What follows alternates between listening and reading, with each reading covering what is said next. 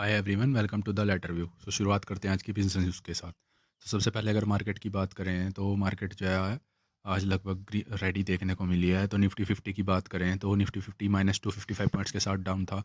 Nifty small cap 50 जो है near about 183 points के साथ डाउन था। एंड निफ्टी मिड कैप 50 जो है वो 312 पॉइंट्स के साथ डाउन था। और जो आज के टॉप 4 गेनिंग स्टॉक्स थे वो थे Eicher Motors, HUL, Maruti Suzuki, ITC। And जो टॉप 4 लूजिंग स्टॉक्स थे वो थे Shriram Finance, Sun Pharma, Tata Steel, Bajaj Finance. And इन्होंने कॉरस्पॉन्डिंग कितना गेन किया, कितना लॉस किया, that you can see on the screen. And this was the data as published on 26 August 2025। अब बढ़ते हैं वही सबसे पहली न्यूज़ की तरफ। तो सबसे पहली न्यूज़ है इंडिया की। तो इंडिया जो है नियरली $1 बिलियन का एग्रीमेंट साइन करने वाला है एक US बेस्ड जनरल इलेक्ट्रिक के साथ, 113 एडिशनल GE404 इंजन के साथ। अपना जो इनका मतलब लाइट कॉम्बैक्ट एयरक्राफ्ट है LCA तेजस MK-1A, इसे पावर अप करने के लिए, लाइट अप करने के लिए, ठीक है। और ये डील जो है ये साइन होगी बाय सितंबर 2025। और HAL ने जो है ऑलरेडी 99 GE404 इंजन्स जो हैं, जो इनका अर्लियर बैच था 83 LCA का MK-1A4 जेट्स का, उसके लिए ऑर्डर कर दिया इन्होंने, ठीक है। और एडिशनल ये 113 इंजन्स इसलिए मंगा रहे हैं ताकि अनइंटरप्टेड सप्लाई रहे, ताकि ये अपनी प्रोडक्शन टारगेट्स को मैच अप कर सके और डिलेज को अवॉइड कर सके। और GE जो है ये मतलब अपने इंजन्स एक स्टेडी पेस पे डिलीवर करेगा, near about 2 engines per month, ठीक है। तो मतलब अगर हम देखें तो 2033-34 तक HAL जो है ये फील्ड कर देगा ऑलरेडी 97 न्यू MK-1A जेट्स तक को, ठीक है। और इनका फर्स्ट बैच जो है डिलीवर होगा 2029-2030 में के अराउंड। तो ये मतलब हमें दिखा रहे हैं इंडिया अपने डिफेंस सेक्टर की तरफ कितना पुश कर रहा है, ठीक है। अपने डिफेंस सेक्टर को स्ट्रॉन्ग कर रहा है और अपनी जो इनकी डिपेंडेंसी है उसे रिड्यूस कर रहा है, जो इसके एजिंग इंजन्स हैं, एयरक्राफ्ट्स हैं, जैसे MiG-21 पर, ठीक है। अब बढ़ते हैं अगली न्यूज़ की तरफ। तो वही अगली न्यूज़ है जो अभी प्राइम मिनिस्टर नरेंद्र मोदी जी आए, ये भी चाइना में जाने वाले हैं first time ever in the 7 years. वहाँ पे SCO समिट होने वाली है तियानजिन में अगस्त 31 और सितंबर 1 को। और इस मतलब विजिट का एम एक ही है ताकि जो माउंटिंग टेंशन है बॉर्डर के अलोंग, ठीक है, और जो डिप्लोमेटिक टाइज हैं उन्हें ईज डाउन किया जाए, ठीक है। और इसका मेन इशू यही होगा कि भाई जो 2020 से इंडिया चाइना के बॉर्डर के क्लैशेस हैं उन इश्यूज़ को लाइटन किया जाए। और जो जियोपॉलिटिकल प्रेशर्स आ रहे हैं जैसे US टैरिफ पॉलिसीज़ की वजह से, तो इनकी वजह से इंडिया और चाइना की जो अब रिलेशनशिप है वो अच्छी होने वाली है, ठीक है। और इनके इकोनॉमिक और सिक्योरिटी फ्रंट्स जो हैं ये भी अच्छे होने वाले हैं। तो अगर हम रिकन्सिलिएशन की बात करें, ऑलरेडी चाइना ने जो रिस्ट्रिक्शंस थी क्रिटिकल एक्सपोर्ट्स पे जैसे कि रेयर अर्थ्स और फर्टिलाइजर्स के ऊपर, वो ऑलरेडी रिस्ट्रिक्शंस को लिफ्ट अप कर लिया है। तो ये अब मतलब इंडिया के मैन्युफैक्चरिंग और एग्रीकल्चर सेक्टर को ऑलरेडी थोड़ा रिलीफ मिल चुका है। और ये जो ट्रिप है ये चाइना पे जो मोदी जी कर रहे हैं, मतलब इनका मोटिव एक ही है कि जो रीजनल डिप्लोमेसी है उसे स्केल अप कर सके, जो कि इन्होंने जापान से स्टार्ट किया था और अब ये SCO समिट तक लेके आए हैं, ठीक है। अब बढ़ते हैं अगली न्यूज़ की तरफ। तो अगली न्यूज़ है भाई जो MSC है, इन्होंने सक्सेसफुली 1000 करोड़ रेज किया इनके सेकंड फंडिंग राउंड में, क्योंकि अब अपना ये कम दोबारा रिवाइवल करना चाहते हैं, ठीक है। और ये फंडिंग जो है ये प्राइवेट प्लेसमेंट से आई है इन्वेस्टर से, जैसे peak XV ventures, partners investment 7 और ट्रस्ट इन्वेस्टमेंट एडवाइजर्स और फार्मा वेंचर्स इंटरनेशनल LLP और कुछ ब्रोकेज और इन्वेस्टमेंट फंड्स हैं उनके थ्रू आई है। और MSC जो है इसे प्लान कर रहा है कि ये न्यू फंड्स को यूज़ करेंगे अपनी लिक्विडिटी को डीपन करने के लिए, इक्विटी, कैश और डेरिवेटिव सेगमेंट्स के अंदर इनोवेटिव प्रोडक्ट्स को लॉन्च करने के लिए। और इनकी जो सर्विसेज है उन्हें डिफरेंशिएट, मतलब जो इनकी डिफरेंशिएटेड सर्विसेज हैं उन्हें एनहेंस करने के लिए, जो कि इसके डोमिनेटेड प्लेयर्स हैं NSE BSC उनसे, ठीक है। और ये इसके लिए क्या कर रहे हैं, मतलब ये एक डेडिकेटेड डाटा सेंटर जो है वो इस्टेब्लिश कर रहे हैं ताकि MSC की जो टेक्नोलॉजिकल इंफ्रास्ट्रक्चर जो है वो स्ट्रेंथन हो सके और ये अपना स्केलेबल स्केलेबिलिटी को इंश्योर कर सके और अपने ऑपरेशंस को सिक्योर कर सके जो इनके मार्केट के पार्टिसिपेंट्स हैं उनके लिए। और शेयर होल्डर्स ने जो है दोबारा आया ललिता एस कुंदू को मैनेजिंग डायरेक्टर और CEO के लिए अपॉइंट कर दिया है for a term of 3 years. तो ये मतलब ये दिखा रहे हैं कि शेयर होल्डर्स जो है उनका बहुत ज़्यादा ट्रस्ट है ललिता एस कुंदू की लीडरशिप में। अब बढ़ते हैं भाई अगली न्यूज़ की तरफ।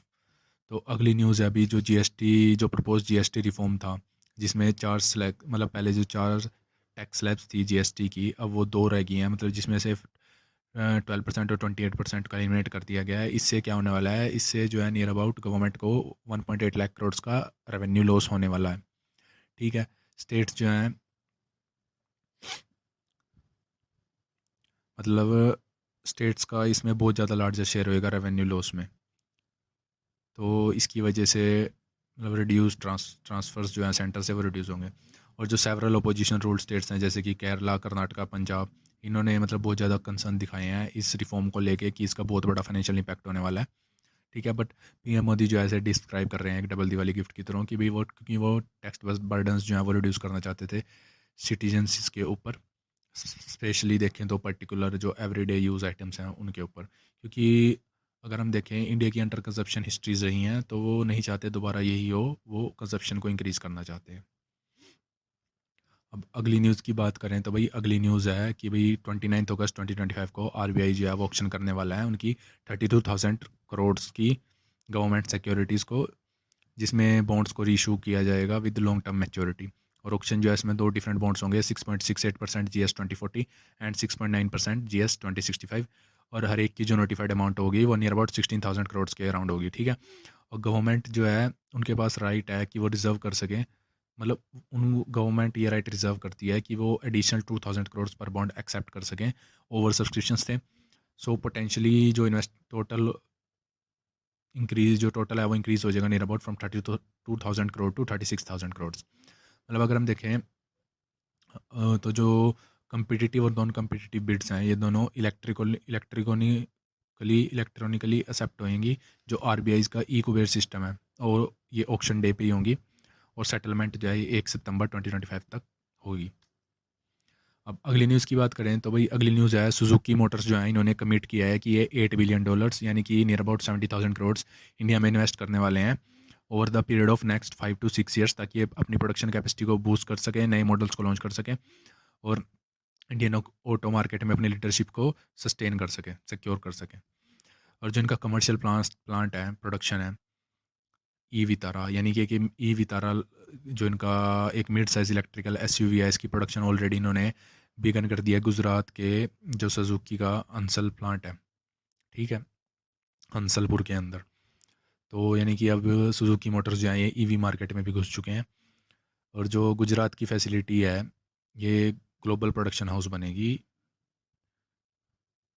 ईवीज़ के लिए, और इनका प्लान है कि ये एक्सपोर्ट करें भाई अपने व्हीकल्स को नियर अबाउट 1,000+ कंट्रीज़ में। और इसमें ये हाईटेक मार्केट्स को भी इंक्लूड कर रहे हैं जैसे जापान हो गया, यूरोप हो गया। और इस लॉन्च को पीएम मोदी जी ने भी अटेंड किया था क्योंकि एक make in India India initiative है, और ही इनकी फैसिलिटी सिर्फ इलेक्ट्रिकल व्हीकल्स को मैन्युफैक्चर नहीं करेगी, जबकि इसके साथ साथ ये हाइब्रिड बैटरी इलेक्ट्रोड्स वगैरह इनको भी मैन्युफैक्चर करेगी, यानी कि इंडिया की जो क्लीन मोबिलिटी और मैन्युफैक्चरिंग कैपेबिलिटीज़ हैं उसे इंक्रीज़ करेंगी। अब अगली न्यूज़ की बात करें तो भाई अगली न्यूज़ है जो वोडाफोन आइडिया है, इंफ्रास्ट्रक्चर है, ये मतलब रेज़ करने वाले हैं नियर अबाउट $570 मिलियन, यानी कि 50 बिलियन रुपीज़ एक डेट के थ्रू, जो कि सितंबर में स्केड्यूल है। और इसके अंदर $30 बिलियन जो हैं वो 2 ईयर बॉन्ड्स के लिए होंगे, 20 बिलियन रुपीज़ सॉरी इन 3 ईयर बॉन्ड्स के लिए होंगे, और इनका एक्सपेक्टेड कूपन रेट्स है नियर अबाउट 12% और 14% होगा। और जो ये रेज्ड कैपिटल है ये सपोर्ट करेगी इनके केपेक्स को, और क्योंकि कंपनी जो है प्लान कर रही है कि ये एक्सपेंड करना चाहते हैं अपने ऑपरेशंस को स्पेशली 5G सर्विसेज के अंदर।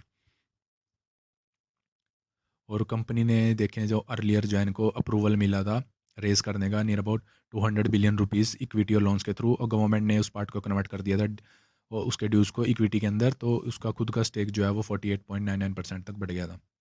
अब अगली न्यूज़ की बात करें तो भाई अगली न्यूज़ है जैक्सन इंजीनियर्स, जो कि जैक्सन ग्रुप का पार्ट है, नियर अबाउट 80 बिलियन रुपीज़ यानी कि $914 मिलियन इन्वेस्ट करेंगे ताकि वो एक बिल्ड कर सके 6 गीगावाट का solar cell and module manufacturing plant Madhya Pradesh के अंदर।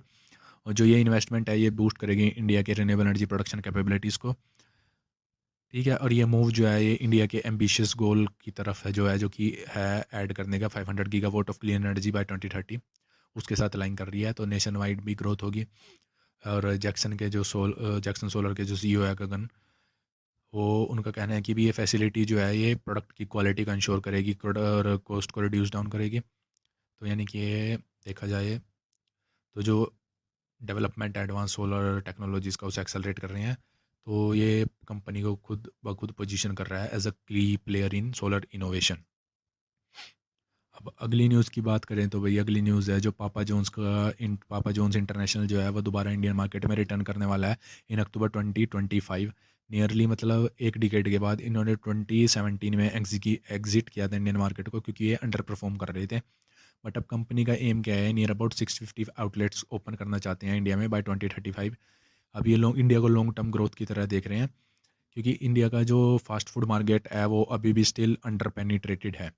और ये इनकी रीलॉन्च जो है ये पर्सल कैपिटल इंडिया और पीजेपी इन्वेस्टमेंट ग्रुप यूएई इनके थ्रू जॉइंट मास्टर फ्रेंचाइजीज के थ्रू होने वाली है।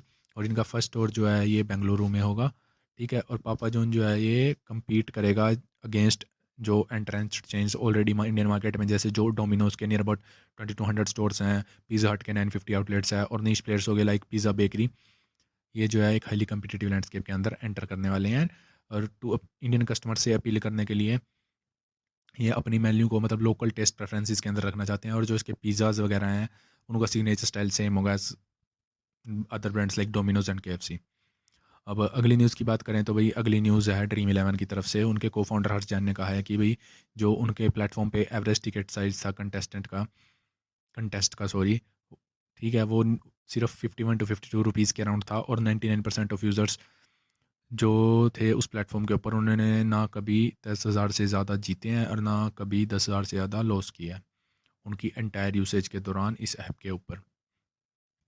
और उन्होंने ये भी कहा है कि जो ऑनलाइन गेमिंग बिल 2025 आने से पहले ही वो completely out of the field चले गए थे। उन्होंने फील्ड छोड़ दिया था, क्योंकि उन्होंने सारे कैश बेस्ड कंटेस्ट जो है ऑलरेडी बंद कर दिए थे लो के साइन होने से पहले ही। जब बातें चल रही थी उन्होंने तभी बंद ही कर दिए थे। और ड्रीम इलेवन जो है फुली कंप्लाई करने वाले हैं न्यू रेगुलेशंस के साथ। और ये कोर्ट वगैरह में इनका जाने का कोई मन नहीं है ना, ये चैलेंज करेंगे गवर्नमेंट को, ठीक है। स्टार्ट जो है कंपनी जो है ये पिविट कर रही है इसका focus free to play models के ऊपर, स्पोर्ट्स एआई के ऊपर, और ये क्रिएटर इकोनॉमी को ब्लोस्टर करने वाले हैं, ठीक है।